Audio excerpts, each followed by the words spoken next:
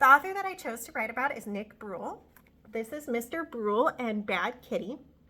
Mr. Bruel is a New York Times best-selling author and illustrator. Some of his most famous works include Bad Kitty. Bad Kitty started as a picture book and then it grew into a chapter book. And the chapter books are mostly what I'm going to be talking about today. My family loves the chapter books. We have quite a few of the titles that Mr. Bruel has come out with. Mr. Bruel, he actually had trouble early on in life with reading and needing reading intervention, and maybe some of you can relate to that. But through his reading interventions, he started writing. Writing and reading really help one another, and through his writing, he became a better reader. And through his reading, he became a better writer. So they go hand in hand. Mr. Bruel first knew in high school that maybe he could do this for a living because he started writing plays, and he loved writing plays. Our Bad Kitty books that I am going to talk about that Mr. Bruel has wrote, they are chapter books. Bad Kitty is a black and white cat. He is based off of Mr. Bruel's childhood cat, Zuzu. However, his stories are not based off of Zuzu. His stories are based off of a bunch of different cats. What Mr. Bruel does to write a story is he thinks of a title first, and then from that title, he builds the framework of his story. So he doesn't do the story and then the title, he does the title and then the story based off of the title. Mr. Bruel's books are often read in grades 2 to 3, and they have some fun facts such as cats have papillae on their tongue, and papillae is little hooks, and they are used to help cats groom themselves.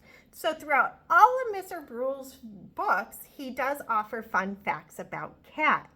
His books are created with pen and ink, and then watercolor and gouache are added. So I'm going to show you some of his images look like this. Mr. Bruel takes great time in drawing Bad Kitty because she cannot talk. So he thinks it's very important that he shows expressions through his artwork so that the two are congruent. And that's really important. Their transmediation between the two are fantastic. They go hand in hand. The two books that I actually chose to review from my author study are Bad Kitty Gets a Bath and Bad Kitty Goes to the Vet. And much like their title, that is what they are about. This is about how to give a cat a bath, and this one is about taking the cat to the vet when he doesn't feel so well.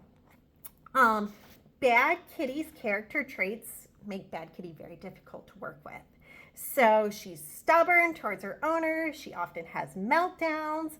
The author has trouble getting the cat into water, in the bath. He has trouble getting it into the carrier and going to the vet.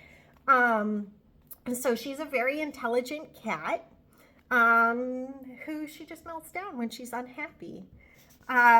These books are, I actually read them to my 6-year-old. She loves them. She thinks they're very funny. They're written as the owner. The owner is talking to the cat, but the owner is also talking to us as the audience. I actually wanted to share a picture that I forgot to share a little bit earlier as I was talking about transmediation. So this says, if it appears that communication has completely broken down, you may want to try a different approach. Then it shows Bad Kitty who has torn up his owner's shoe. So although it doesn't tell us what she did, the picture is showing us that it's a bad approach because the illustration shows that the shoe is torn up. So I highly suggest the Bad Kitty chapter book series. Mr. Bruel is a fantastic author who writes about struggles and how to overcome them. If you have a chance, check out Bad Kitty. It's a fantastic book, and check out Mr. Bruel. He's a fantastic writer.